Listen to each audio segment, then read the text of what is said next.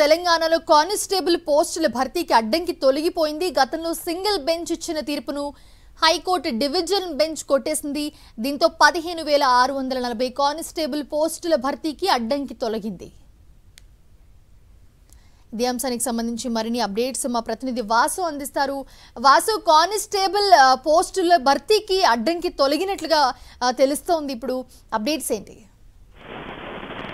మనీషా, గతంలో ఏదైతే తెలంగాణలో జరిగినటువంటి కానిస్టేబుల్ నియామకాలకు సంబంధించిన ఎగ్జామినేషన్ లో గతంలో సింగిల్ బెంచ్ ఇచ్చిన తీర్పును కొట్టివేసి కూడా డివిజన్ బెంచ్ కీలక ఉత్తర్వులు జారీ చేసింది. 15,640 కానిస్టేబుల్ ఉద్యోగాలకు నియామకాలకు అడ్డంకి తొలగినట్టుగా ప్రస్తుతం తెలుస్తోంది. ఇది ప్రధానంగా గతం సింగిల్ బెంచ్ సంబంధించి కూడా ప్రశ్నాపత్రంలో 4 ప్రశ్నలకు సంబంధించినటువంటి తప్పిదాల నేపథ్యంలో కూడా 4 ప్రశ్నలను కలపాలని కూడా గతంలో సింగిల్ బెంచ్ తీర్పునిచ్చింది. కానీ ఈ నేపథ్యంలో ఈ నియామకాలన్నీ కూడా పెండింగ్ లో పడ్డాయి. కానీ తాజాగా హైకోర్టు డివిజన్ మీద ఇచ్చినటువంటి తీర్పుతో ఆ 4 ప్రశ్నలు కలపాల్సినటువంటి అంశానికి సంబంధించి కూడా నిపుణుల కమిటీ కూర్చొని కూడా నిర్ణయం తీసుకోవాలి.